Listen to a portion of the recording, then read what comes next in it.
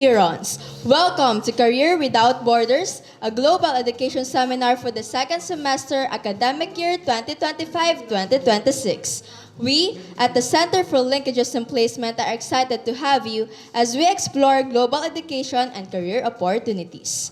I am Candice Kim Alba, student assistant of the Center for Linkages and Placement, and I will be your master of ceremony for today. Let's start our seminar with a short prayer to be led by my co-student assistant, Ms. Megan Yumang. I invite everyone to please stand. Let us bow our head and feel the presence of the Lord. In the name of the Father, of the Son, and the Holy Spirit. Heavenly Father, we come before you today with humble hearts and full of gratitude with your endless love and blessings. Thank you for guiding us today.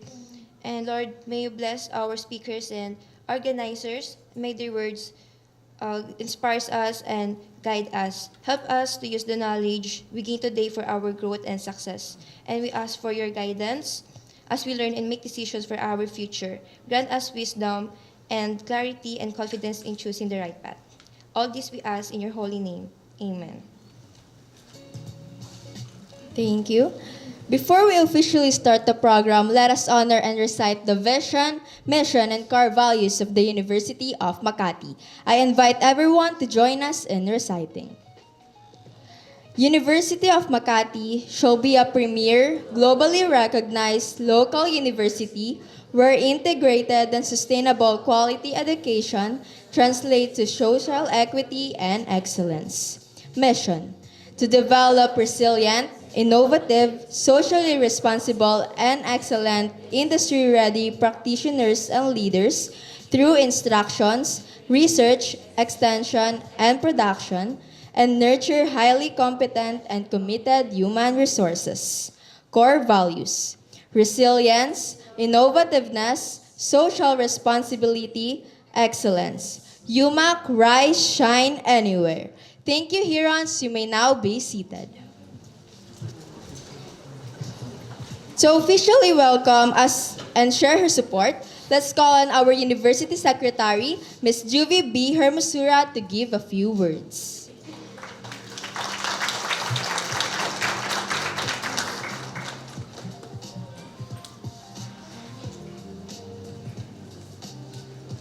To the organizer of this event, the Center for Linkages and Placement led by Director Cynthia Jose, our guests, resource speakers, students, fellow workers in this university, good morning. It is my pleasure to welcome you all to this event titled Careers Without Borders, a global education seminar carrying the theme Shaping Futures, Rise with Purpose, Shine with Innovation, Anywhere. This is very timely because the world is changing at an unprecedented rate, and the pace of change is only accelerating. This means that the skills and knowledge that students need to be successful in the future are constantly evolving. As a result, education needs to evolve as well. A recent report published by McKinsey and Company highlighted rapid growth in the deployment of new technologies, including automation and artificial intelligence, across all industries. Workers will need to be able to adapt accordingly and become a lot more flexible and resilient to change than perhaps ever before in history. Economic, social, technological, and geopolitical disruptions are reshaping societies. Governments are increasingly investing in their people as a critical enabler to achieve sustainable societal and economic prosperity. At the heart of these investments, a new learning paradigm is emerging. As the skills revolution unfolds, education and skilling systems need to prepare learners not just to become productive workers and citizens, but also to adapt continuously to changing trends in the labor market and society. There are several reasons why evolution within education is now so critically important. You could almost say that a revolution is what is needed. Number one, it will ensure that students are learning the skills and acquiring the knowledge that they need to be successful in the future workforce. The skills employers are saying will be in the highest demand are social and emotional skills, higher level cognitive skills, and technological skills. Number two, it will prepare students for a world that is increasingly complex and interconnected. Number three, constant upskilling will boost future earning potential and job security.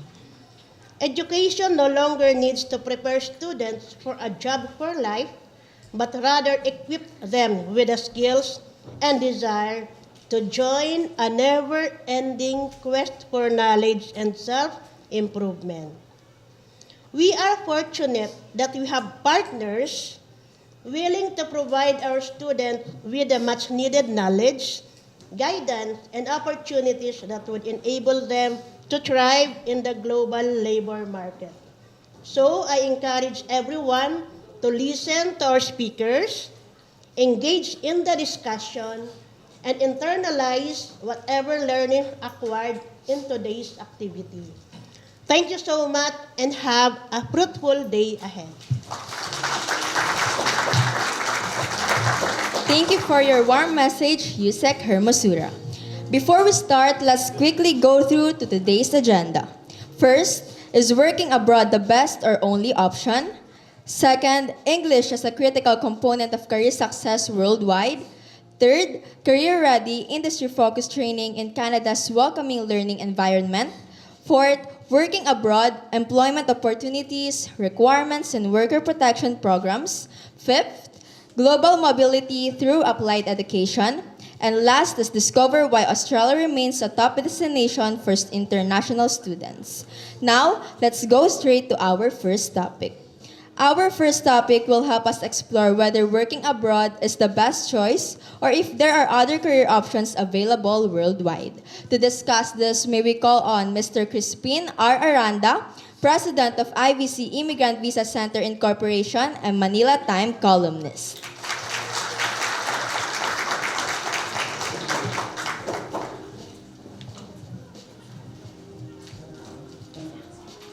Please accept my presentation. Hello, how are you? How are you today? Very good. Okay. All of you are graduating or next year, pa? You're graduating this year? Yes. Okay, that's good. Do you have an idea of what your career would be?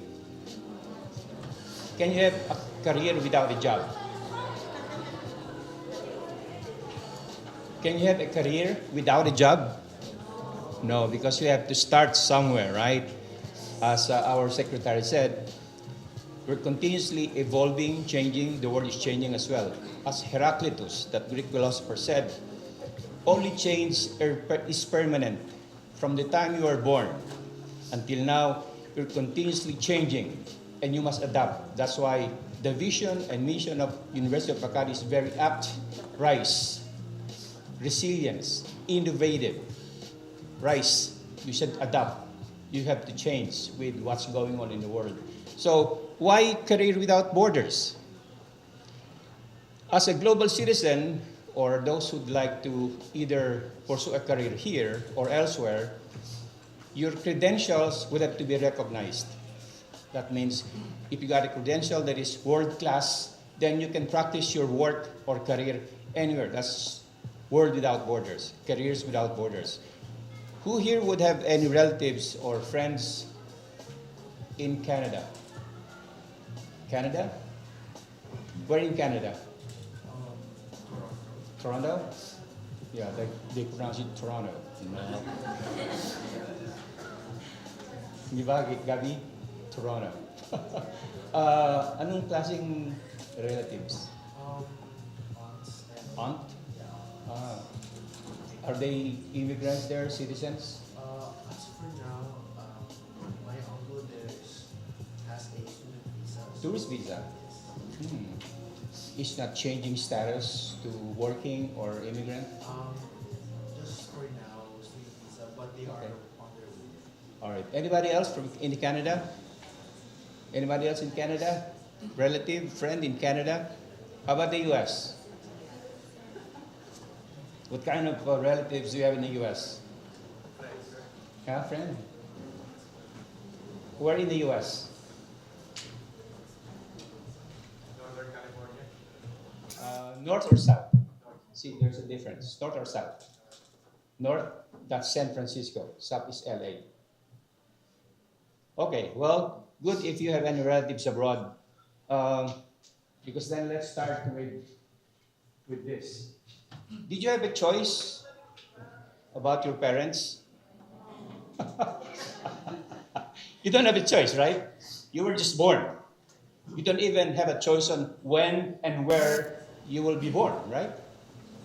Wala kayong sa bahay ba, sa maternity clinic or sa hospital, you have no choice. You're just there, right? So you have no choice. Those who were born in 2003, sinong 2003?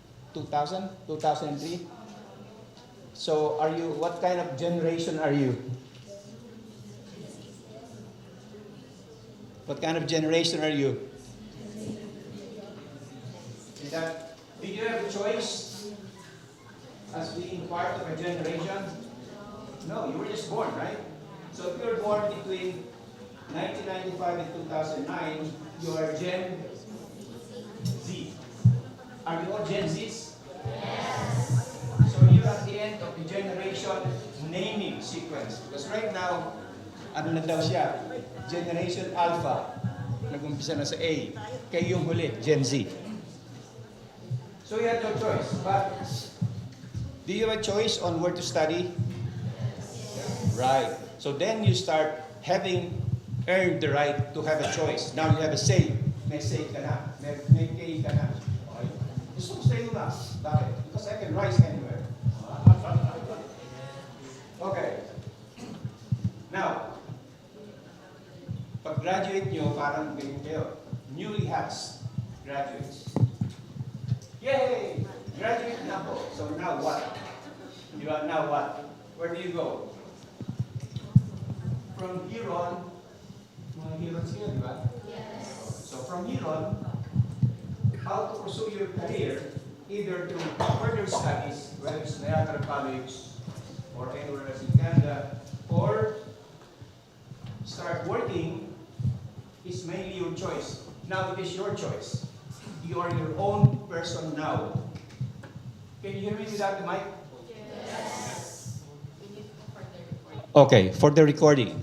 Hello, recording. Hello, recording. Sorry, hindi kita na umpisahan. Anyway. So now it's mainly your choice where you want to go. Do you have a vision of where you would be 10 years from now? No. But, okay, head scratcher. Sana nga ba ako?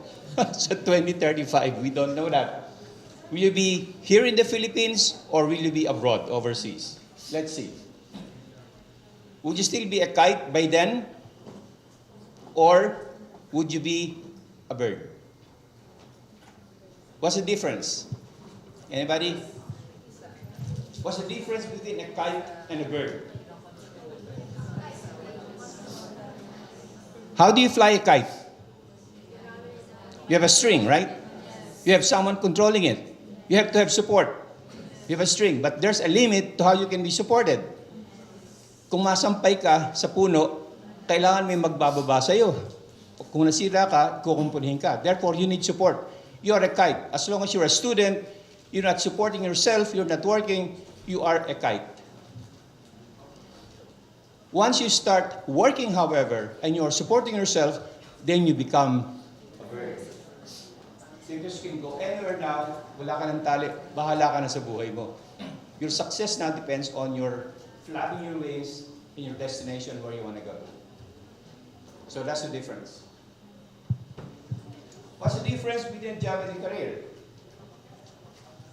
A job is work that you do pang araw-araw, you're being paid wages, that's a job. Your entry-level job, yun ang job mo, hindi pa yun ang career. Because a career is the sequence of jobs that you have. It's a long-term plan. Kaya tinanong ko kanina, meron ka kayong, you already have an idea of what your career will be, where you will be. Will you be, saan college kayo? Anybody from IT? Anybody from IT? So, what do you think will be your career maybe 5 or 10 years from now? For me, from 10 years from now, I'm probably gonna work in UK or Japan as Oh. a network security or probably their own network engineer. Oh, UK, huh? Yeah, sir. Very lovely. Lovely indeed. You want to go to the UK? Then you have to know your number. Your numbers.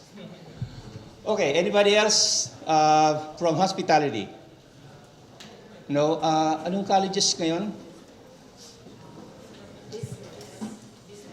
Business. And finance. Okay, finance. Who's in finance? Finance. Who's in the School of Finance? Wala?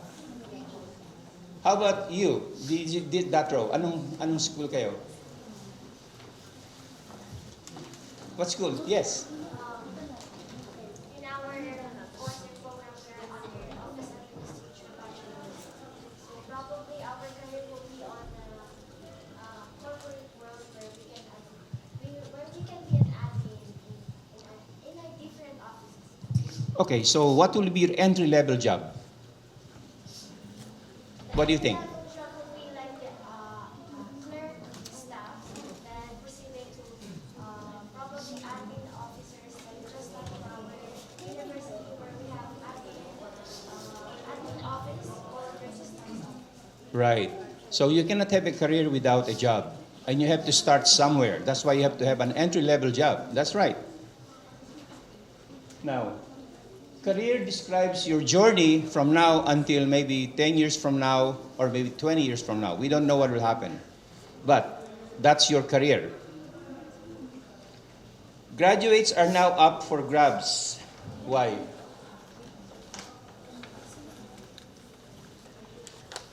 In the Philippines, we are producing more graduates than jobs available. Alam niyo siguro yan, no? Did you know, ayon sa statistics,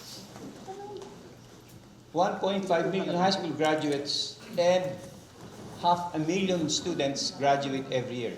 Ito yung kompetensya ninyo sa entry-level jobs. Employers prefer to hire college graduates given the large pool of unemployed college graduates. In September, that's the unemployment for college graduates, 25.6%. That's 2 years ago. Last year, it went up to 35.6%. And this year, it went up to 44.1%. So the ratio of college unemployed is rising because jobs are not available. There, you have 500,000 graduates every year, but few jobs available. How do you start your entry-level job? Where do you think you can find an entry-level job after graduation? Where do you think you can find an entry-level job? In Makati, Taguig, Mandaluyong, around the area, right? So local. It will be difficult for you to get a job abroad because you don't have the experience. If you want to go abroad, maybe that's for studying, but that's for another matter. So I just checked sa PhilJobNet, but it was the system is not working. There were 6,162 job openings. That's as of October 2025, and 3,963 as of March 2026. So, bumaba. Sa Job Street, 83,061 ang available nung March 4, 2000, and that's what a week ago or 3 weeks ago. Indeed, 20,000 ang available. March 6. Sa Prospel, kukunti lang din siya. But even if you combine all of this, kulang pa rin sa 500,000. Right? So talagang kulang yung jobs. So when you get out of college, you must be able to rise above the others para kayo mapili. That's why your vision in the university is very good. So rise and shine so you outshine anybody else. Ito yung online search. I'm sure, have you tried JobStreet? Have you tried that before? Okay. And Prospel. Have anybody tried Prospel? No? Ito daw kasi yung best fresh graduate jobs and only job training. So if you check it, and I checked it later or earlier, so I checked it March 7 yung white, 11,094 sa Makati. Nung March 12, tumaas naging 12,083. Pero it's the same. It's the first one, education migration, at ang entry-level job ay data encoder and administrative assistant. Sa Quezon City, it's 11,968, tumaas din siya. But it's the same. Best packaging solutions, admin assistant. These are the entry-level jobs available. Admin assistant, data encoder, clerk. If you're in finance, then maybe bookkeeper or data encoder. So, ito naman, ito sa Makati as of 17, yesterday, I checked, 2018 casual or temporary, 965 part-time, 53,130 full-time. But if you're looking for an entry-level job, doon ka makikipag-agawan sa 2018 and 965.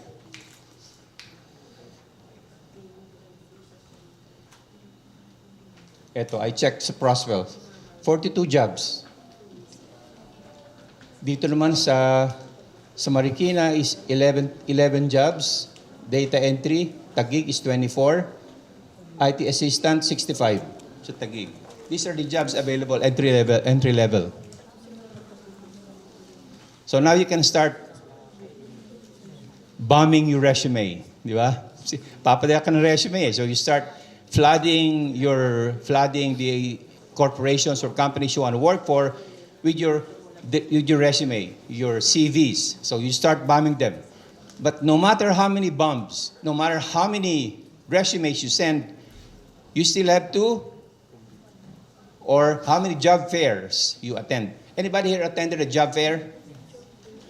Yes. So what was your experience at job fair? Hindi ko lahat is nakakalo ko ng parang agad-agad na hired ko sila. Kumisan, kami po kasi nag-handle since HR and recruiter po. Oo. So yung iba po is like hindi po siya natatanggap for the one-day hiring process or we'll call them back po. Mm-hmm. So it's difficult po na parang maano din si client na may trabaho na po sila.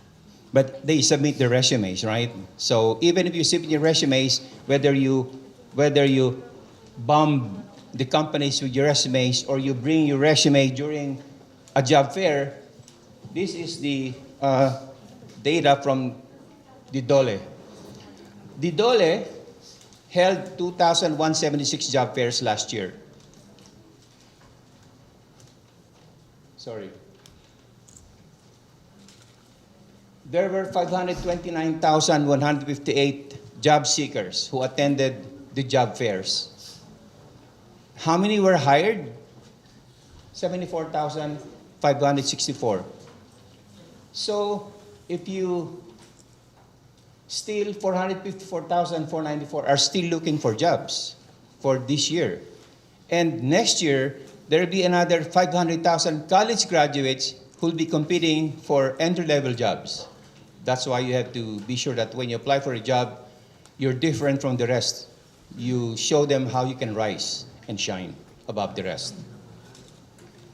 So no matter how many resumes you send, no matter how many bombs you send, you still have to send ground troops, parang sa US, even if they bomb Iran. They cannot make regime change unless they go there and put ground troops. So you have to have put boots on the ground. So, you have to show up. Di ba? After sending your resume, you're called, you have to show up, and let's say you're hired. Okay, now you have a job. Is that the start of your career? Depends on whether you will be in that job for the next year or how many years. Starting salaries, average income sa Philippines. Ayan. And I got that from Indeed, Glassdoor, JobStreet. So, for executive assistant, it's difficult to have an entry-level job as executive assistant. Admin assistant ka muna. So, parang you will be receiving probably between 17 to 21,000 ang entry-level salary mo. So, how long will you stay in that job? Where do you go from your entry-level position? How many years will it take you? Halimbawa, if you're in one company, you look at the company, malaki ba itong company ko? Ano yung aking ladder up? Where do I go from here? From entry level, from bookkeeper, from data encoder, where do I go? So if the ceiling is so low na wala ka nang pumuntahan, then you move either horizontally or vertically. So either you move to another job, another company, another employer, or maybe you want to go abroad. So that's how you make your career. It depends on how you do in your entry-level job. So be sure that when you get your entry-level job, is that the job that you want to pursue for the next 5 or 10 years of your life? Because then that will be your career. Siguro tatanong nyo, kayo Mr. Aranda, ano bang iniisip nyo nung kayo ay nag-graduate? Ang aking course sa Philippine College of Commerce, ngayon ay PUP. Political Science and Advertising. After graduation, or during the time that I was a student, kasama ko si Vice President Jejo Marbinay. Nagrarally kami. So I became a student activist. And I was detained because of being an activist. I was one of the top sa student leaders. I was wanted by the Marcos administration. So number 11 ako. So I was a fugitive. Nakulong ako ng 4 years. After that, I got released. That's not part of my career. Hindi ko iniisip yun na gusto ko bang makulong ng 4 na taon. No. But it happened. So you deal with life as it comes. So you have to be adaptable. You have to be resilient. No matter what life gives you, you should be able to overcome it. Okay? And then, I went to the US. I was able to go to the US. Then I started in the advocacy. Nahuli ako ng immigration. Kasi TNT ako sa Amerika. Nahuli ako ng immigration. So sabi ko, oops, this is one thing that I can do.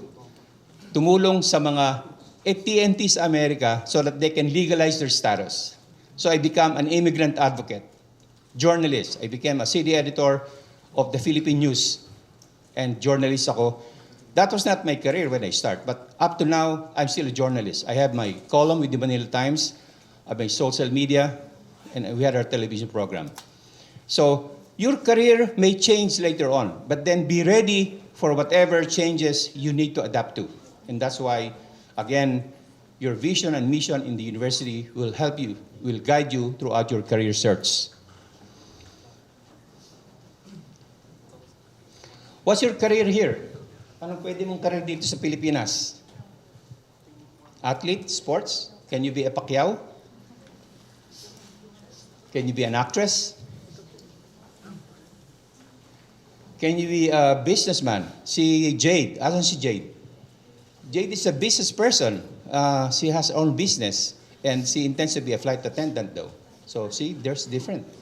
Jade has a business. And it's a thriving business, but she wants to be a flight attendant. See, that's different. Career. Pwede ka magpolitiko. Or kung hindi ka pwedeng maging boxer or si Alex Ayala, kung hindi ka pwedeng mag-shine, ayan si Jade. Or hindi ka pwedeng maging soberano or any of the sea or the mga titans, pwede ka mag-call center. Yan ang pinakamadaling trabaho ngayon BPO. Or, kung talagang wala, tumaya ka na lang sa loto. Pag nanalo ka, bahala ka na sa buhay mo. Nanalo ka na, di ba? Then you can pursue whatever career.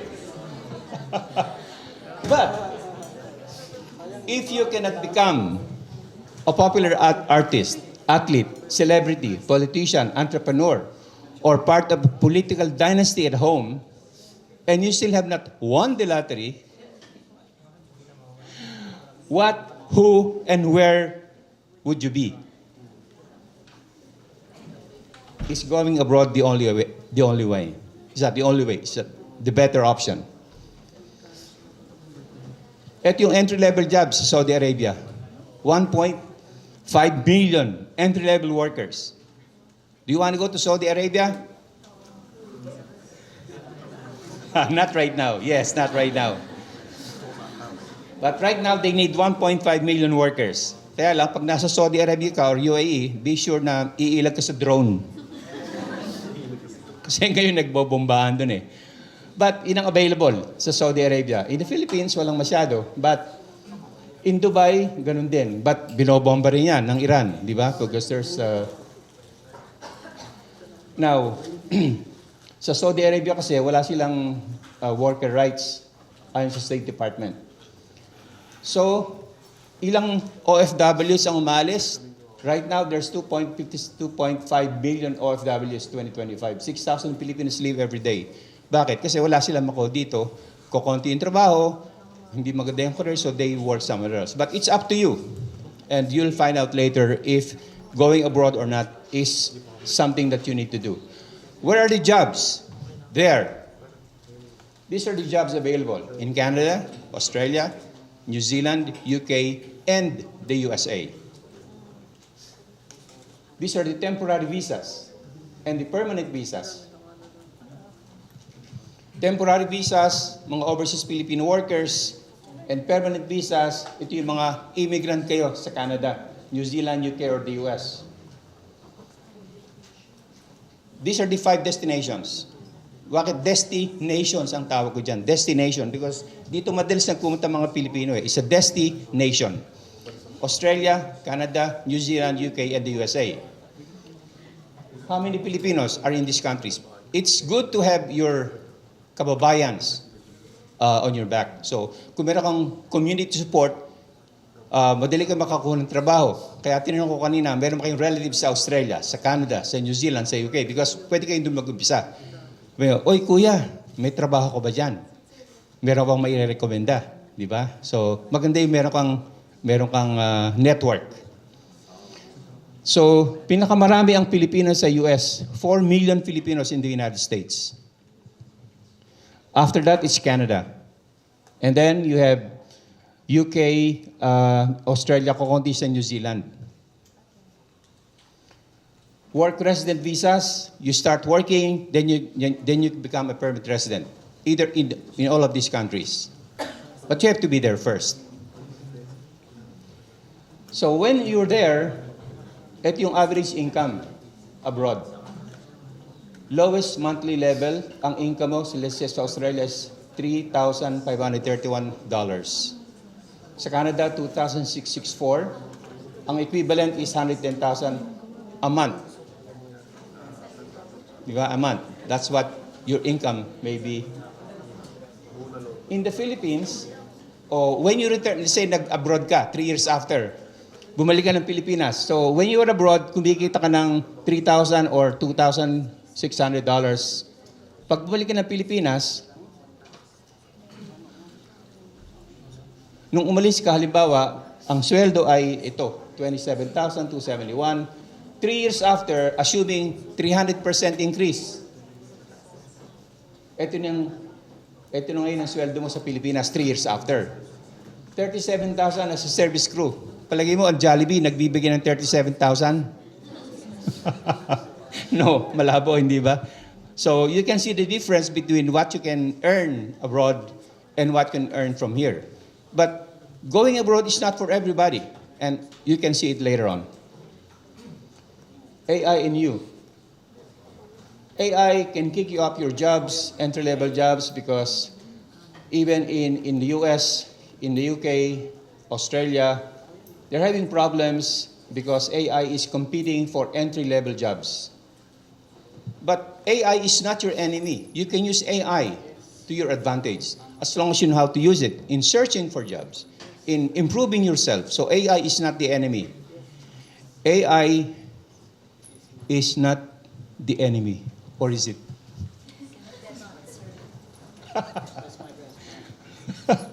Mukhang na-AI ka. Ay. Okay. So it's decision time. It's whether you want to be a kite for security, dito ka lang, you can aalis. Or you can be a bird. Opportunity. Where in the world would you want to be? The choice is where you can be happy. You can be abroad, but if your life is miserable, then that's not for you. But if you're here, you're happy with what you have here, diba? Then you can stay in the Philippines. So the choice is, do what you love and love what you do. Yun ang ano natin. And if you make a good choice of your career, maybe your children will have a better choice. As opposed to you, pinanganak kayo, wala kayong choice. Now you can have your children have a choice when they are born. All right? So that's my presentation. Marami pong salamat. Thank you very much, Mr. Crispin Aranta. Let's now have a question and answer portion. If you have question, please raise your hand and we'll take 3 to 5 questions only.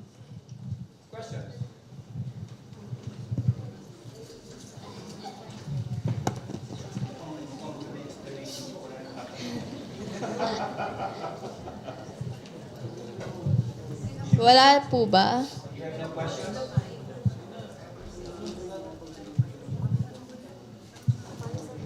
Okay, so thank you again for... Sir, meron. Sir, meron po. Oh, meron. Okay, yes.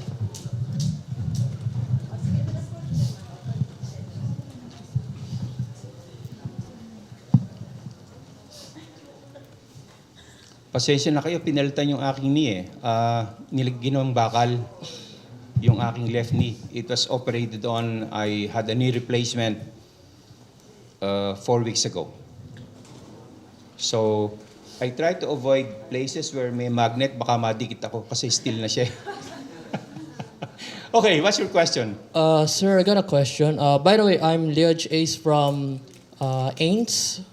So the question is, sir, is there a benefit for employees that when we go to abroad, what's gonna be their benefits? Like, do they benefit for our health or some food accommodation, or might be something for supporting our family in case that someone us here have sickness or can't work at home? Yeah, well, when you go abroad, normally, again, ito sa DMW, Department of Migrant Workers. But when you go abroad, the employer provides you with a contract, and it's by law na sinasabi na hindi kayo dapat magbayad ng recruitment and deployment. And nakalagay doon, babayaran inyong ticket and meron kayong benefits. So it's part of your contract with the employer. And the government makes sure that the employer would be held responsible for that. Of course, may mga nakakalusot. But by and large, by law, dapat meron kayong mga provision. Now, if you go abroad and if you're there, most companies, especially not in the Middle East, most companies, let's say Australia, Canada, US, UK, New Zealand, they have strong worker rights protected. Meron silang health insurance, life insurance, so walang problema doon. Bon chance, sir. Thank you. Okay. Follow-up questions? Entry-level job ko sa Amerika na dumating ako, construction worker. Layo, di ba? Pero hindi ako nag-career sa construction. I became a journalist. Instead, an immigrant advocate. So it can change. So you should be ready for what life gives you. Any other question? Lana, then we'll go on to our next speaker. Thank you so much, sir. Thank you din po sa thank you sa tanong mo. And now, Let's move on to our next speaker. Here we'll discover how applied education programs can enhance global mobility and career growth. To guide us, may we now call on Ms. Gabrielle Garcia, Global Business Development Coordinator of Niagara College, Canada.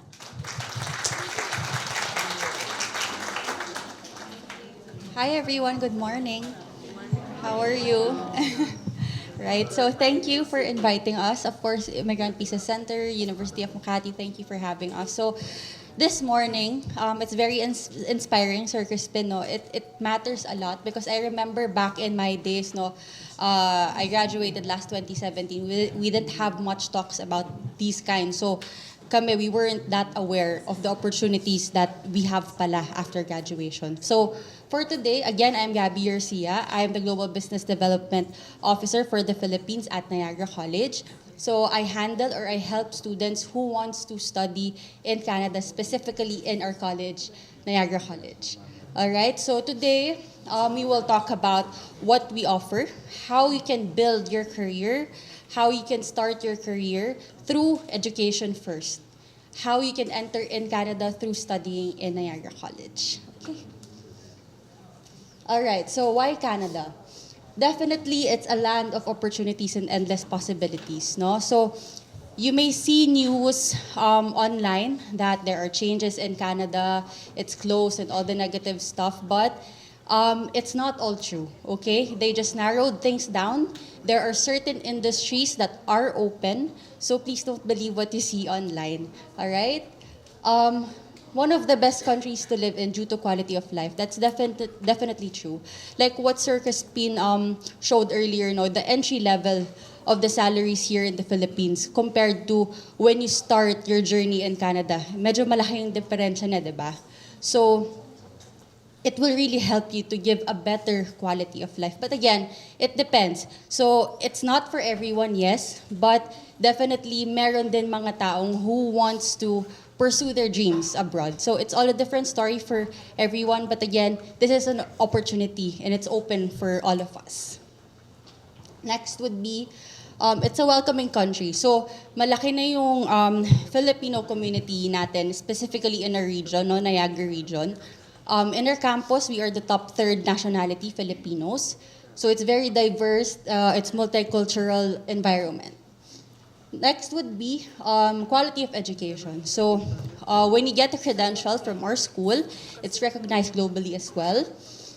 And through studying in a college like ours, you will gain practical skills. So hindi lang talaga siya fully pag-aaral. So they will teach you hands-on skills na. So it will make you prepared for the career or the job that you will have later on. And of course, like to answer also Sir's question earlier, no? We also, in Canada, they also offer free public health care. So that's very important too. Okay, so Niagara College or NC is located in the province of Ontario. Specifically, I'm sure you're familiar of Niagara Falls. Yeah, okay, so our campuses are located in a tourist destination. 15 minutes away. Yes, sir, that's right. So if you just want to unwind, diba, you get the best of both worlds. Kasi it's not located in a city, no? Because as you can see, is this working? Okay. Sa upper part, 1 hour and 30 minutes tayo from Toronto. Okay? And then here on the right side, that's already the border of Buffalo, New York. So it's also something to consider, no? If you also have family, friends, relatives in the US, mas accessible kayo sa isa't isa. Especially if you have your US visa na rin later on, no? Kasi about 25 minutes away lang tayo from the border of US. Okay? And then our two campuses are located about 15 minutes away from each other also. Okay, so our campuses, it's called Daniel J. Patterson. That's the one in Niagara-on-the-Lake. The other one is Welland Campus. So sa Daniel J. Patterson, andyan yung mga business-oriented programs. Like business, of course, culinary, hospitality, tourism. For our Welland Campus, dyan naman yung mga allied health, nursing programs, education, fitness. Yan, dyan yung mga programs natin na yan. I just want to Yes, sir. Yung wine, beer, and spirits ng Niagara. Di ba meron kang sariling brewery? Yes, we do have a big vineyard. So if you're also interested, it's also a good industry as well, no? Malaki yung ano natin dyan, vineyard for the wine, beer, and spirits. You can drink all beer you want. Yes, you can too. That's allowed. Totoo yun. Just ang pinaka-strict rule lang, of course, you can't be drunk, no? But you can do that as students. So we do offer 130 plus programs. It can be overwhelming. Don't worry, I'll also share pala brochures later on so you can get a look of all of the programs. But one of the changes here, dito sa 130 plus programs natin, there are what we call the post-graduation work permit eligible programs. So under this one, in short, it's PGWP. We do have agriculture, agri-food, healthcare, STEM, trade, and transport. So I believe most of the students naman dito, no, it's under these categories. Am I right? Yes? Okay. So definitely, this is open for everybody. And ang maganda kasi dito, it's important, take note, when you take a program, it's important that it's PGWP eligible. Because this one, ito yung magbibigay sa inyo ng opportunity to extend your stay in Canada after your graduation, no? So, it works this way. So, for example, you take up a 1-year program. So, the length of your PGWP depends on it. 1-year program is equivalent to 1 year PGWP. A 2-year program, it gives you another 2 to 3 years PGWP. So, you see yung time nyo doon, yung time nyo to build your career. After your studies, you have another extension to work full-time na. Okay? Ayan. So, Important. yes, sir. While they're studying, can they work? Yes, definitely. So, you can work part-time, 24 hours a week as a student. Okay? That's doable, no? Just to share, like, for some of our students, sa mga stories nila. So, what they do, they fix their schedule in the morning, and then they work a day mga 4 to 5 hours. So you can do that. Kasi our maximum class schedules are just 25 hours a week. Hindi siya yung parang whole day dito that we have to be in school the whole day. Diba dito, it's hard for us to do part-time jobs kasi matatapos tayo 5, 6. We get home what time? So sa kanila, it's a different story. So dito, it balances your work and your classes as well. And under the PGWP, they can work full-time. Definitely, that's right. So when you transition already from your student visa to your PGWP, you can work full-time already. Okay? So you see the time na you have yung magiging resume nyo once you start your education and work there, you are really going to be able to build that. And it's going to be definitely stronger. Ayan. So, our credentials, so it depends, but you are graduating students, no? So usually for fresh graduates or for graduating students, they take up 1-year certificates or 1-year graduate certificates. But of course, you can also do 2 to 3 years. So it depends actually on what you want. And then, our start dates are, we have 3. We have 3 intakes. So that's January, that's in winter. May, spring, and then September, fall. Ang pinakamadami usually is September talaga, fall. Most Filipinos kasi sinasabi nila they don't want to enter in Canada ng malamig. Like they're afraid of the cold, no? But it depends naman sa inyo. Yung iba, excited naman. Kasi sobrang init dito sa atin. Diba? So excited naman sila sa malamig. So it really depends. But most of our programs, September yung pinakamadami nating open. And then next would be May, and then January. Right now, can I ask when's your graduation pala? August this year, no? Okay. Next year. Okay, thank you. Okay, so usually kasi This year. This year na. Okay. All right, so this year. So usually we recommend kasi to start your whole process, no, from your application in our school and to your student visa at least 4 to 6 months before your intake, so that you have ample time to prepare your documents, submit your application, and then of course wait for the decision. Okay, so that you have an idea, these are estimated fees, no, for our diploma certificates. So these are all in Canadian dollars. This is for one academic year. Ang one academic year natin is actually just 8 months talaga. So in 8 months, you have 2 terms, 4 months per term. This includes your service fees, and one of the important things, of course, medical insurance and unlimited bus pass within Niagara region. So, dun pa lang, as long as you're a student in Niagara College, you already are paying for your bus pass. So, dun pa lang maliless na rin yung transportation nyo. No? So, kaya madalas, most of the time, just to share na rin yung living costs natin, ang pinipili na international students natin most of the time for Filipinos are off-campus living. So that ranges from 550 to 650 Canadian dollars a month. Okay, you're already living in a house, you have your room, your own room, and then of course the usual na shared kitchen, shared living room, and most of the time ang kasama nyo din are international students also. Okay. We're talking about the price. Yes, I po. want them to consider just change one letter, price, and make it Z instead of price is the price. What do you get from what you pay for? Right. Yeah, price. So, what do you get? You get work quality education. Yes. You're working while studying. Ano yung minimum wage? Minimum wage right now in Ontario is $17.60 per hour. 17.60. 60 po. Around 40, yes po, So around they can work how many hours? 24 hours a week. 24 hours. So that's $420 to $40 a week. A week, yes po. So in a month, Times 4, that would be 1,689 Canadian dollars in a month. that's right. 1,689. So they can work during the regular school hours. Yes, And yes. when they're off school, they can work full time. Yes, during your break, you can work full-time So also. they can work full time. So this 1,689 for a month. You multiply that by 12. That's 20,275. So that's your price.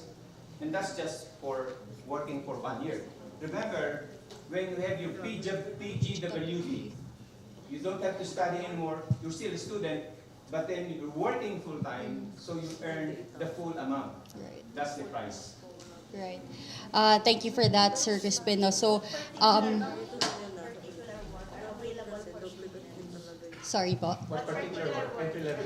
What particular? Okay, so thank you, ma'am, for that question. So actually, I wanted to share you yung mga part-time jobs din natin available. No, so this one, it can be a bit overwhelming, no. But again, you are like investing sa sarili niyo. You are investing in your career. So again, it's not just about education. It's your career, it's your future. It's not only for yourselves. It can even go hanggang sa, let's say, you plan on having family, kids. So this is just where you start, no?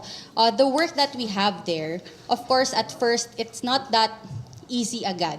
So you do have available jobs like retail, coffee shops, cafe, restaurants. You can work as a part-time tour guide.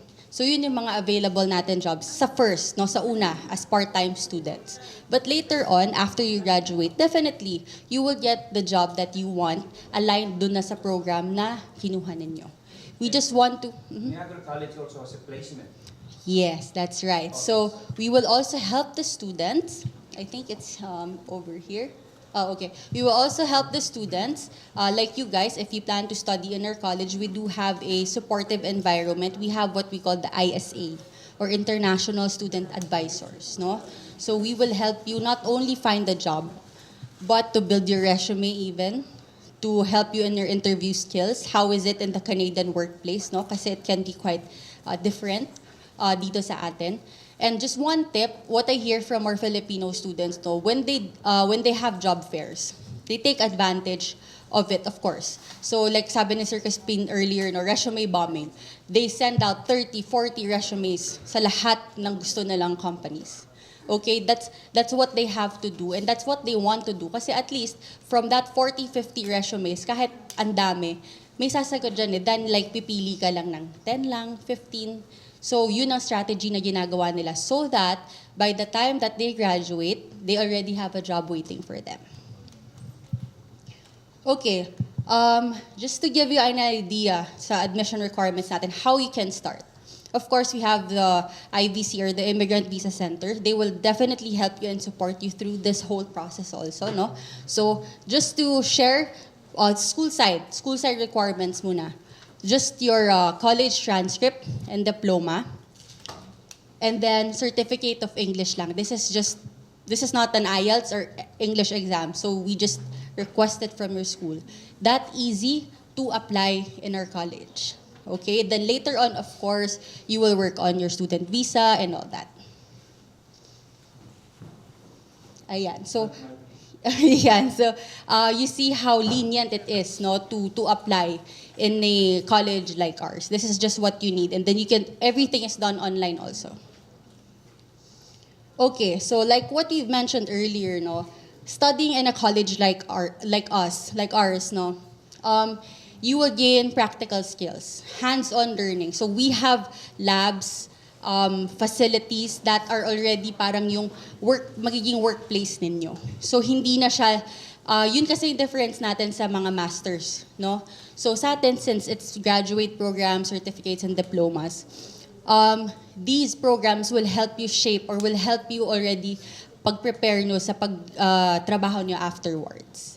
Okay, so you gain practical skills, hands-on skills already. Real-world training as well, no? So, para pag after nag-graduate, hindi kayo magugulat na ito pala yung work environment sa Canada. No. So, by the time you start studying, you will already have an idea how it is to work in Canada. We also have strong employer connections. So, you will also see them when we have job fairs. So, take advantage of that. Ayan, so like what I've mentioned earlier, if you do have concerns under these departments when you're already there, with health, support if you need peer tutors, pag nahihirapan kayo sa subjects niyo, it's for free. It's for international students, you can ask for help. Immigration, if you also need advice. As mentioned earlier, resume building, interview skills, and job search support. Do not worry, we will support you throughout your journey. Even accommodations, gusto nyo lumipat, yung pagdating nyo doon, ayaw nyo nahanap na accommodation, we will help you as well. And if you're also active sa mga clubs, varsities, you can do that too. Alright, so this is what we talked about earlier, no? So again, you can work part-time off campus 24 hours a week and plus 12 hours on campus pa. So the jobs you can get on campus naman, the usual jobs sa school student assistant, library assistant, social media ambassador, yung mga ganyan. Meron tayong Filipino students na nagiging face na ng Niagara College. You will see them in our website too. So yun yung mga work na pwede natin on campus naman. And then, for our PGWP, just to repeat, no, so again, it depends on the length of your program. And then minimum wage, 17.60 during school break, you can work a full-time job. Ayan, so we are proud to share that we are committed to satisfaction and success. So based on the recent data, 85.5% of our graduates gain employment within 6 months of their graduation. And 91% of employers are satisfied sa mga Niagara College students that they hire. Just to share, no, I also have 2 close relatives who are proud graduate of Niagara College. One just recently got their permanent residency, and then one is already currently in her PGWP. So, nothing is impossible. Again, we all have different priorities. We all have different plans in our lives. But again, this opens up a new and more opportunities para sa inyo. This can be a start if you want to build your career, if you want to move abroad and build your career. And later on, if you want to come back dito, it will also help you because it can help you strengthen your resume, even your salary. It can help na ma-increase kayo, diba? Kasi you already got the credential from a Canadian institution. So it will be stronger than compared to other applicants. Okay, I believe this is a video. So before I end my presentation, just to show you a glimpse of our college. I hope it works. Ayan. for college, committed to nurturing the whole person. We understand the value of being welcoming and caring. We know that easier isn't always better, and that listening and supporting others is what really matters. Academic excellence and student success are at the center of all that we do. We are innovative and trailblazing, committed to working together to generate and action new ideas. A sustainable future for our planet and our communities is important to us. It's about social inclusion and environmental responsibility and working to create a better future for generations to come. Partnerships are the cornerstone of our success. We collaborate with others to create opportunities for our students and to actively support our communities. Our alumni are an integral part of our continuing story.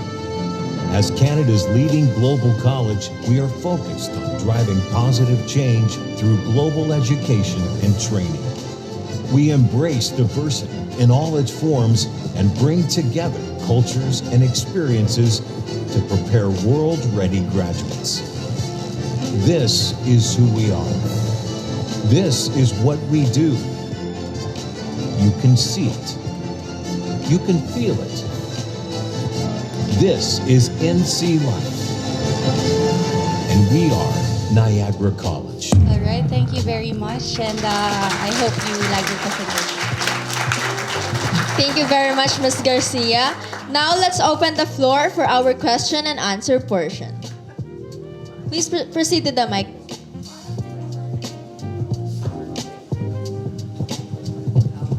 Hi, Gab, right? I'm Cynthia from CLP. Just a clarification, I saw in one of your slides yung $3,000 scholarship. Yes. What's that all about? Okay, yeah, I'm sorry I missed that. So for new students, no, we do offer an entrance scholarship, 3,000 Canadian dollars. So from the estimated fees that you saw earlier, maliless pa natin yun.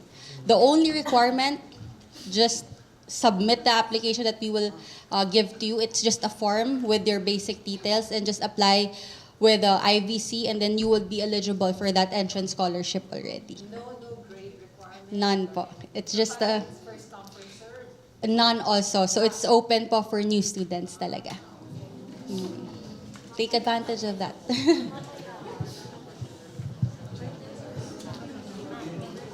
Yes? Hello, ma'am. I'm Jade po. Hi, Jade. I would like to ask, ma'am, I'm sorry, I'm not sure if I missed it earlier, pero I would like to ask po if nag-study ka rin po sa Niagara College? Oh no. So I just support students who wants to study at Niagara College. Yes. Pero you're very naman po din, di ba? So I have additional questions Okay. lang po, ma'am. This is for maybe for some students Okay, na sure. very interested. Kasi nabanggit po earlier that international students are very open for part-time jobs. right. I'm curious lang po with the idea na how hard is it to find a job po in Canada as international students? Like, how is it different from Philippines po? Kasi di ba usually sa Philippines, mahirap maghanap if students ka. Kasi usually hininga ng experience or like, mahirap kapag students, ganun po. Okay, thank you for that question, Jade. No, so in Niagara College or just general as being a student, no, doon talaga it's known and it's normal sa kanila na as a student you are going to work or you are allowed to work part-time. So there are really available jobs for part-time students. So hindi siya limited like dito nga, like you mentioned, mahirap. When you're a student dito, bihira yung pwede ka magtrabaho or pili lang, di ba? So doon naman, it's known. It's open for part-time students. They accept students talaga na who wants to work part-time. So it's not limited. Bale po, ma'am, they don't have specific requirements, for example. None naman. It's Okay, a ma'am. That's very good din po pala. Then, I also have additional question, ma'am. Is there any advice po na you could give to students na who want to continue their journey? Hindi lang siya, ma'am, yung advice po. Like, for example, ready this, ready that. You have to be fluent in English. It's more like a personal na they have to prepare po if they want to be an international student. Okay, good question. Okay, I get that a lot. So what I really say, no, you have to be mentally physically, spiritually, lahat na, of course, financially ready before starting this kind of journey. It's a big decision, but definitely, it's a big decision that will change your life. Once you start this, dapat malakas loob mo. Because it can be hard. It's not all butterflies, you know, na maganda, mag-Canada ka, mag-aral ka.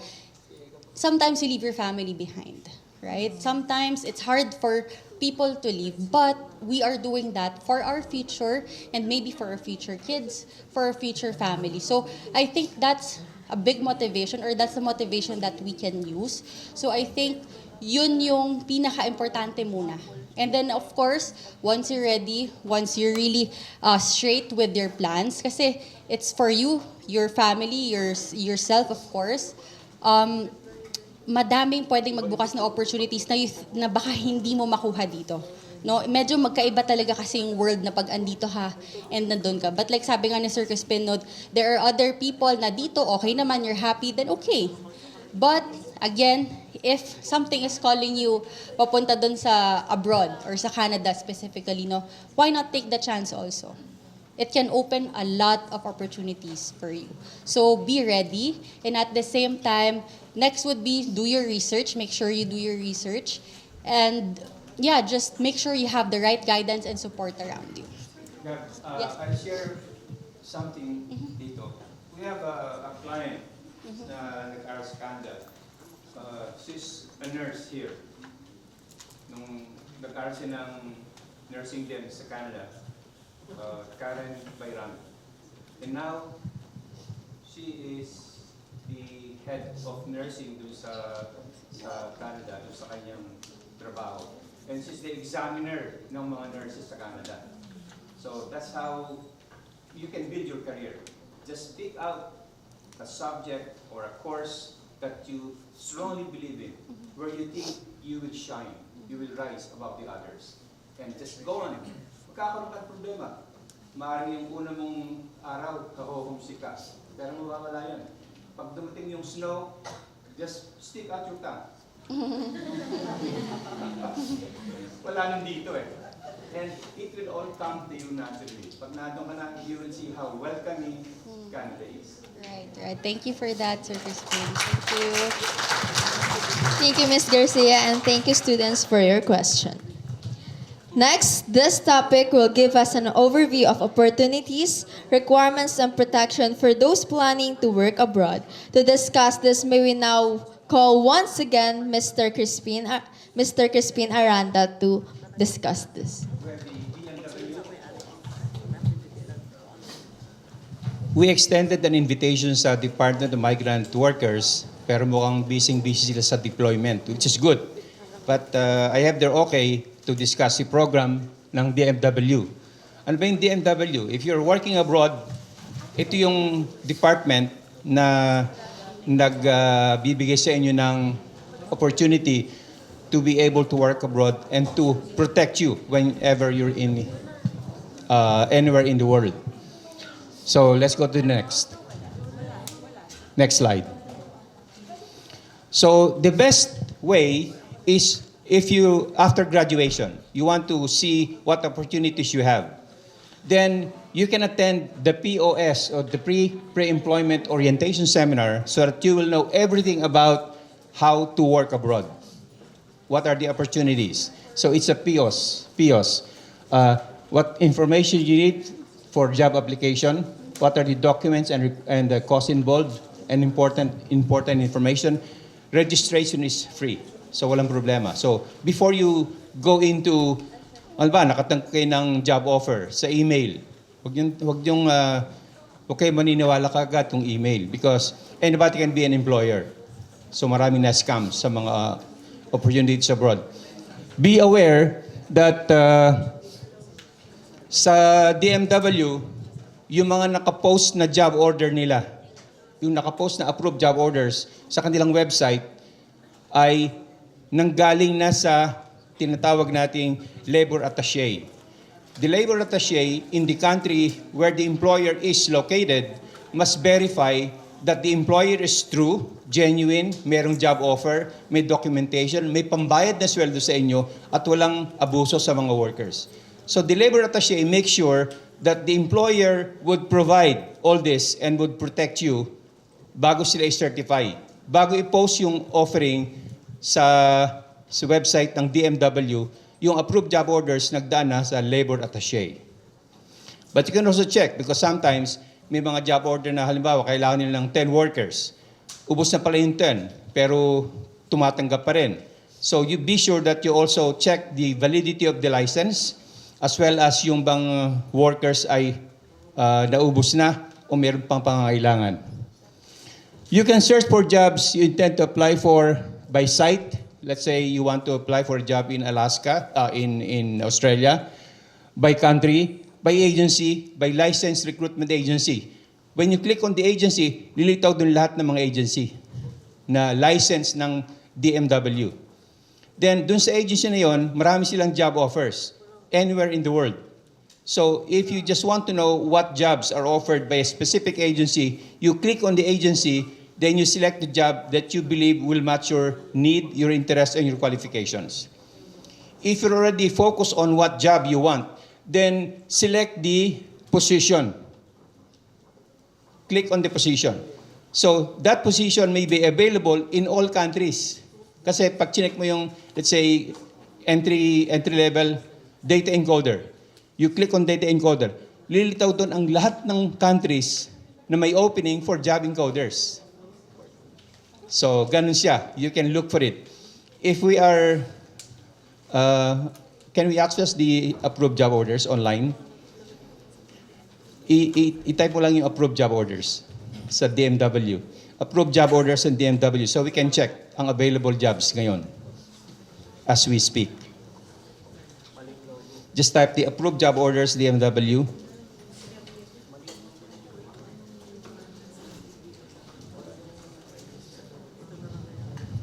Kasi sa email, hindi kayo sigurado dun eh.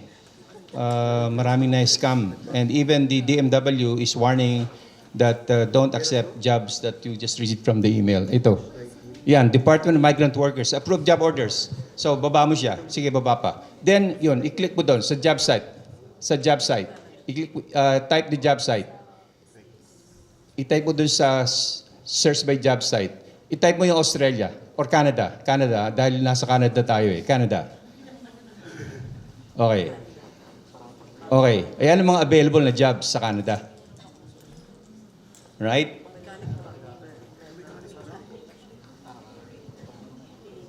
So you search for jobs in Canada, those are the available jobs. Now, can I ask for somebody who wants to apply for a specific position? Anong position ang gustong applyan? Give me a title. What position? Ha? What? Front desk? Type nga natin sa front desk. Pero hindi job site, sa position.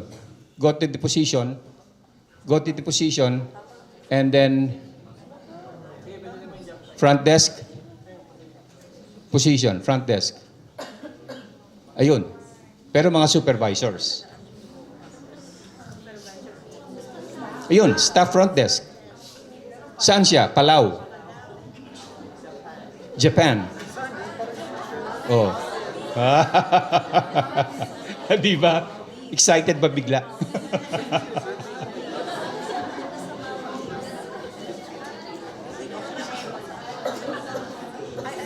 So yan, that's how you make sure that you can get a job that's already been verified by the labor attaché in the country, whether it's Palau or Australia or Canada, it's been verified. So kung naghahanap yan ng specific position, then look for it.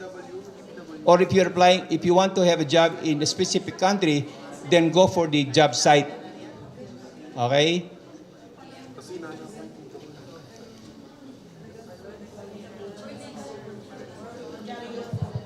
All right. Any other position that you want to check while we're here? Yes. Curious about IT manager. They're available, sir. What? IT manager. IT manager. Hindi entry level job yan ah.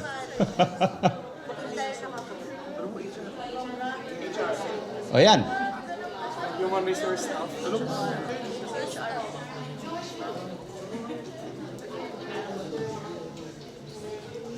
You can check this. Just type on the search engine, approved job orders, Department of Migrant Workers. Then you can check. Right?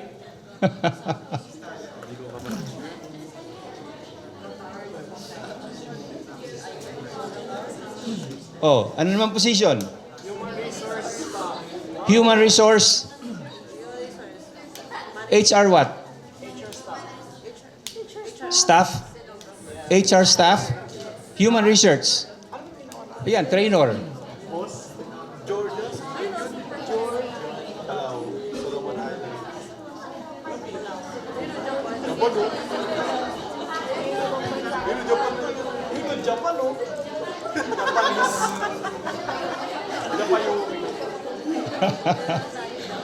Okay, so now you know where to look for jobs. But as I mentioned, ito ay yung jobs. So you can start bombing them with your resume, or you have to apply with a specific agency na mayroong job offer. So yan ang trabaho ng DMW. Sigurado ka na verified yung job order, and once you have it, you'll be protected because we have a labor attaché in that country. And remember, Canada, Australia, New Zealand, UK, and the USA have very strong protection for workers. Strong protection rights and human rights. Hindi katulad sa Canada, pwede kang sa Saudi Arabia. Walang human rights, and then walang hindi sila masyadong sa sex ng gender. They really don't appreciate it. But in Canada, Australia, New Zealand, UK, and the USA, equality is there. Protection, insurance, healthcare, etc. You have it.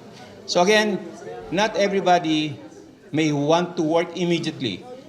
Maybe you want to study first. Maybe you want to have your resume better than the rest, rise above the others. So you may want to study first. And while you're studying, you can work while studying.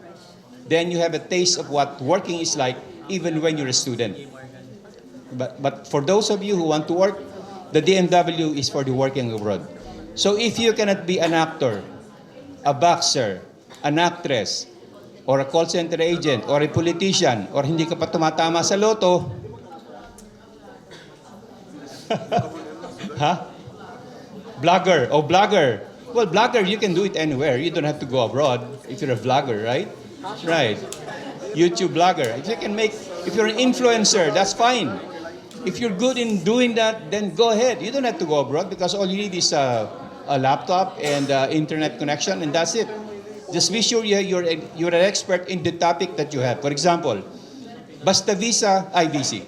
So anything about visas, tanungin nyo kami. Kaya namin sagutin. Yun ang aming specialization. Hindi yun ang karir na naisip ko nung ako'y pinanganak na hindi ko alam kung sinong nanay ko, magiging nanay ko. Di ba? Pinanganak ako. That's it. Hindi ko alam kung ano magiging karir ko. But then, I ran through life and now I'm here helping others who will be running through their own. Okay? Any questions? Wala nang questions? So, shall we move on to the next?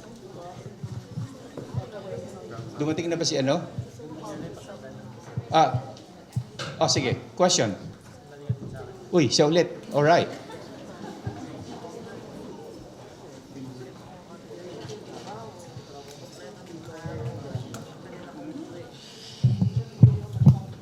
Hi, sir, again. Sir, I got a question.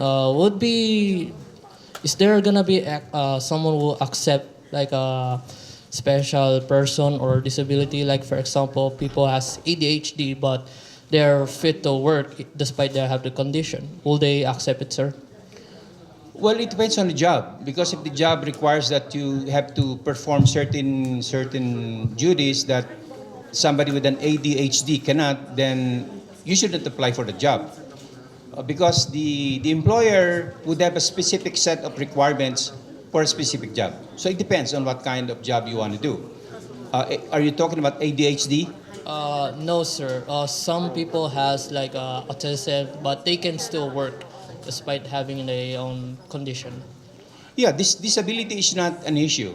Disability in the US or Canada or Australia is not an issue. They're protected. mas malaki yung protection nila. They're ahead of the line. Parang dito sa Pilipinas, di ba? Sa bus, PWT or seniors. So, meron kayong privilege. Kaya, yung katulad ko na senior, I get the privilege. May 20% discount kami. Pero matagal pa kayo magiging senior. Go through life. Shine before you become a senior. Okay? Thank you, All right. sir. Okay. Question pa? Sino yung susunod natin? Baka ako din na magsasalita. Yung kasing inimbitahan natin, sino naman ito? Oh, wala pa si Mark sa Red River College. Is he here? Well, I cannot speak of Red River College. Hindi ako masyadong familiar dun sa kanilang programs currently.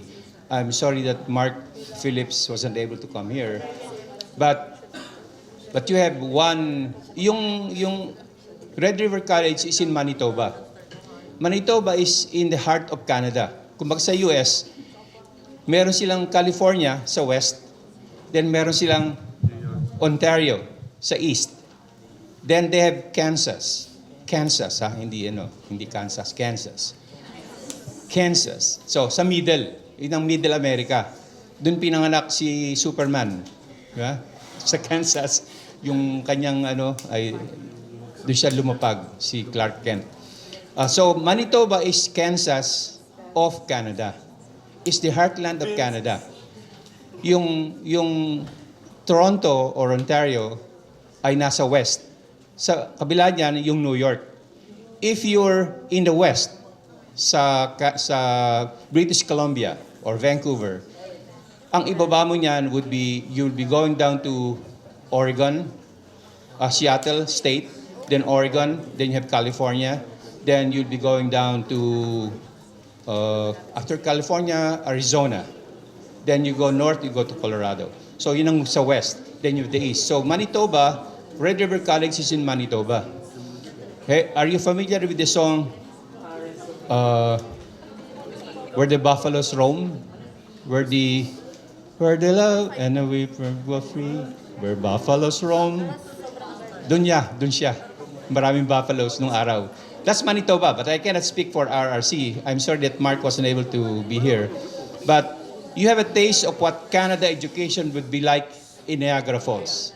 And Niagara is one of the, how many wonders of the world? Yeah. Okay, so we'll skip Red River College and we go to the next country. Oh, Western Australia naman. Oh, how are you, mate? Ganun sila. How are you, mate? Hey, mate, how you doing? That's New York, not Australian. Okay, why Western Australia? Sabi nila is the ideal study destination. Let's go to the next. Why?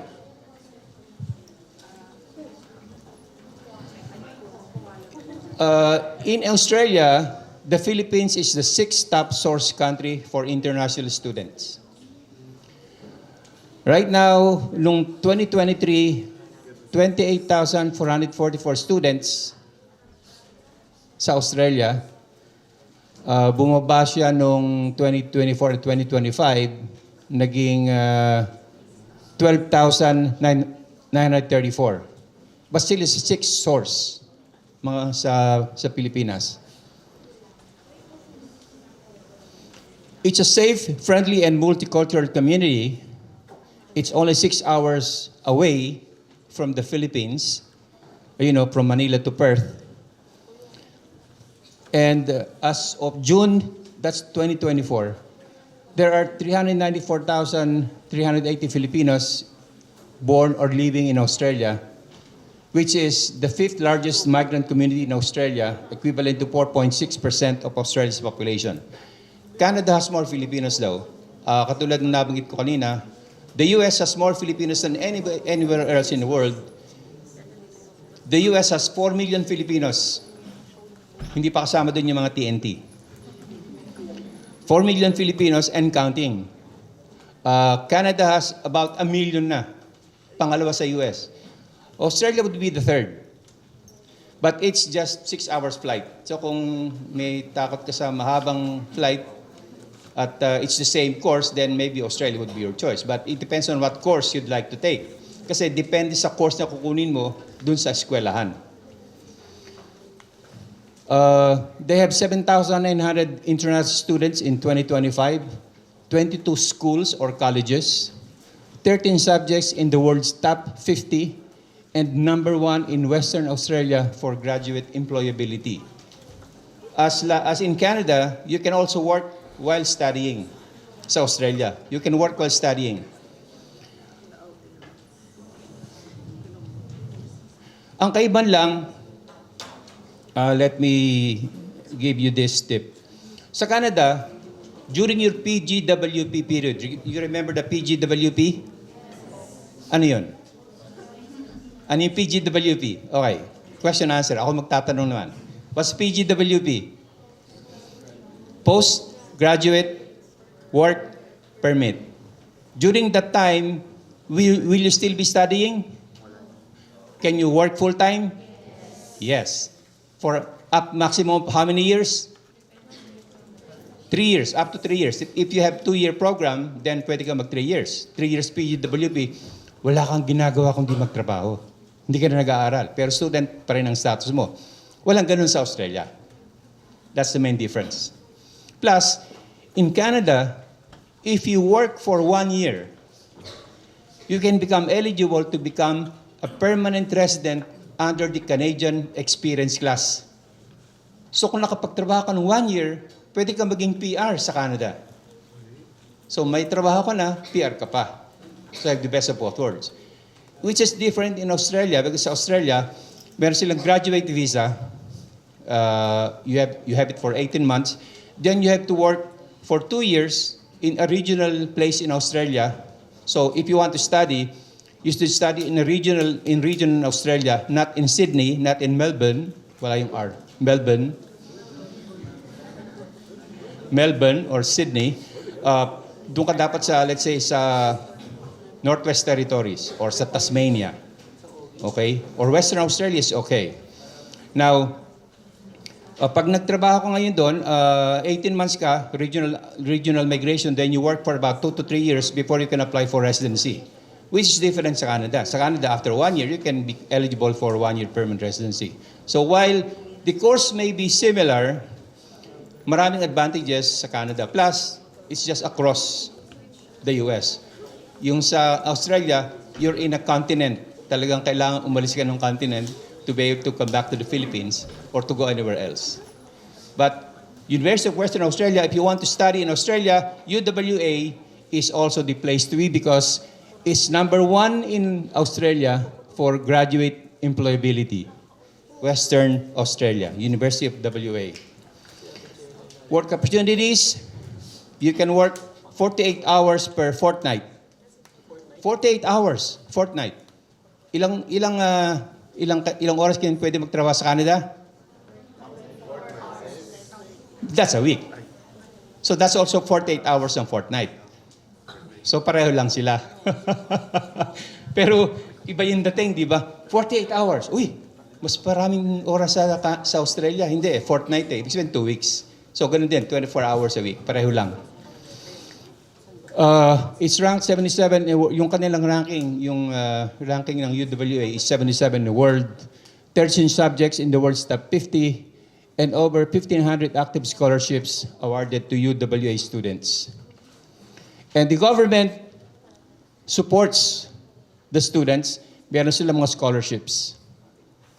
But meron yung mga hindi katulad ng scholarship sa yung $3,000 sa Niagara, walang strings attached. Dito, you have to qualify for those scholarships. But marami kang pagpipilian if you qualify for any or 2 of the programs. And if you want to get in touch with UWA, KV Rojas, who wasn't able to come here because they're in Cebu right now with their colleagues. KV Rojas is the Business Development Manager for Western Australia. If you want to know more, you can scan the code. but that's for University of Western Australia. You have any questions about Australia, mates? Yes, our favorite questioner.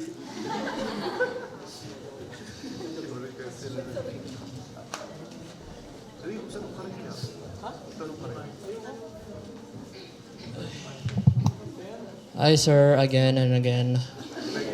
Sir, I got a question. That Australia is a university, right, sir? Okay, so I got a question. Do we require to take IELTS Yes. for students? Yes, because Before you're the studying in government. Australia, they Yes, don't sir. teach, they don't speak Tagalog. Because, They have sir, to speak I'm English. taking IELTS for UK. That's why I'm preparing for it. Probably Australia would be nice, so might be a good opportunity then. And lastly, sir, do they have benefits like for accommodation or free food? Well, as a student, you would have to have your own funds for accommodation. Kasi estudyante ka, you're supposed to be there. But you can work 48 hours fortnight, parang sa Canada. You can work while studying. So, you look at the price of tuition fee. You also look at the other side, the price of being a student. Because you can work. You get world-class qualification. After that, you can work full-time, you can become a PR. So those are the prices. So yun ang pinaka-loto mo. Tumama ka sa loto. Pag naging permanent resident ka na, because then you can sponsor. Or kung ikaw ay nag-aaral sa Australia, tinamaan ka ng palaso ni Cupido, ka-eskwela mo, you fell in love, you get married, then you can be sponsored by your wife as a permanent resident. So that's also another plus. Okay? Thank you, sir. All right. Any more questions?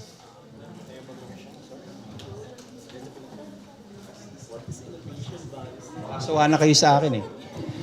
If none, thank you very much, Mr. Aranda. Sir,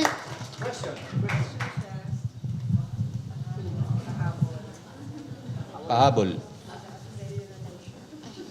Good morning, sir. So I am Yes. Novelle Garcia from third year tourism student. Okay. So my general question is, we all know that the global market nowadays are very competitive. What can we do now as a student to make our resume stand out to international employers who may not be who may not be familiar with our local universities? Well, the university itself will not speak for you. Parang ano yan eh. Merong saying sa Amerika, you can lead a horse to water, you cannot make it drink. You can go to UP, you can go to De La Salle, you can go to any other college, but the school itself will not make you. It's up to you to become the better student wherever you are. In UMAC, you can rise and shine. So it's not really dependent on pag naandun ka na, anong magiging advantage mo. So what questions specifically are you asking if you're Yes, sir. So if ever, sir, we don't have any work experience, specifically international work experience, is it disadvantage for us or? Are you talking about entry-level jobs or are you talking about Entry-level studying? job? Yes, sir. Entry-level jobs would be quite difficult if you're applying abroad because then, as I mentioned earlier, all the 5 destinations, Australia, Canada, New Zealand, UK, and USA, they're having problems with entry-level jobs because of AI. Because of AI. Kasi yung mga routine task, scheduling, etc., kayang-kaya ng AI yun eh. So, the entry-level job would be such that you should use AI to be able to define and refine yourself. AI is not the enemy. AI should be your support. Okay? Okay, sir. For my next question is, what is the most common reason you see students give up on their dream of studying and working abroad, and how can you avoid? How can we avoid those same difficulties? How can you avoid which one? Those some students, we all know that there are some students who give up on their career or pursuing their passions, working abroad. So, how can we avoid that? Well, I cannot speak for all of them on why they quit. They quit maybe because one, there might have been an incident in the family that they have to come back. Or they ran out of funds and they cannot find a job that they want. So they have to come back. Or after a while, they say that, well, I think I can have a better life in the Philippines after all because for whatever I have, then I can come back. Even if I don't finish the course, for example, kumuha ka ng 2-year course, hindi mo natapos, but then while studying, you were able to work and gain experience while working. So pagbalik mo dito, magagamit mo yung natutunan mo during that period you were studying and yung experience mo, real job experience in Canada, for example. So then here, you are more competitive than anybody else. Thank you so much, sir. Yun lang. All right. Any other pahables?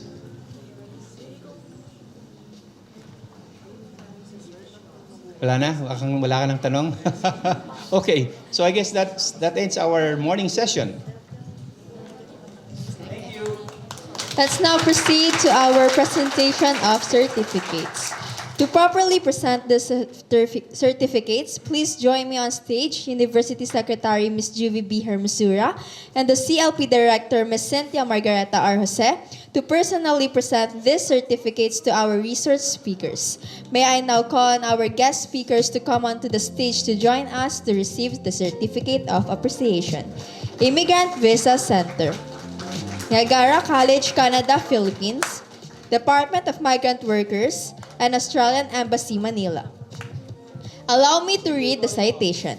The Office of the University Secretary and the Center for Linkages and Placement proudly present this certificate in appreciation for the valuable support and contribution of these organizations to the success of Careers Without Borders, a global education seminar, second semester academic year 2025-2026, with the theme Shaping Futures, Ride with Purpose, Shine with Innovation Anywhere, held on 18th day of March 2026 at the University of Makati. Thank you very much to our distinguished research speakers and partners organization for your invaluable support, guidance, and contribution to the success of today's seminar.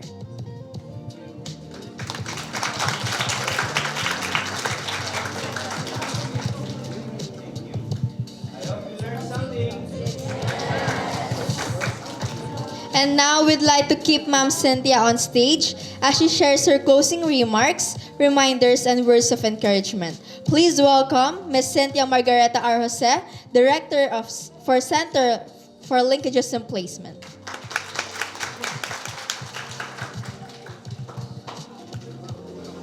Thank you so much, Candice. So we're very happy with the turnout, full pack talaga. So thank you very much for coming, and we hope that you're here for the right reasons. We hope you learned a lot.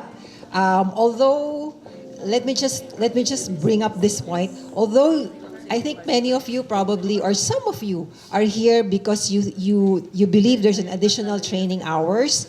But just keep in mind, you will have those 4 additional training hours if you have reserved hours in your curriculum, only if that is permitted by your college. So that's one. Of course, it's well and good if you really have the 4 additional training hours. But I hope you're really here for the right reason, which is based on the materials that I have from Erica, is to prepare you for a global career opportunity and for international education pathway. So that's the main reason I hope that you're here. Maybe you'll have additional training hours, maybe not, but I hope that you're really here because you are opening yourselves up to the opportunity to work abroad, study abroad at the same time. As what Sir Crispin mentioned, it's not for everybody, but it should be something that you should be thinking about because perhaps there will be better opportunities for you when you work abroad. So I just want to go through some of the things that we discussed. So as what Ma'am Juvie mentioned, right now the world is changing. There are a lot of revolutionary changes. Internationally, of course, there's a war going on in Iran. And these are some of the things that you have to keep in mind as you graduate. Kasi you'll be graduating in just a few months' time, right? So, because of all these changes, dapat kayo din, you should also be very dynamic and be ready for the changes that you will encounter when you graduate.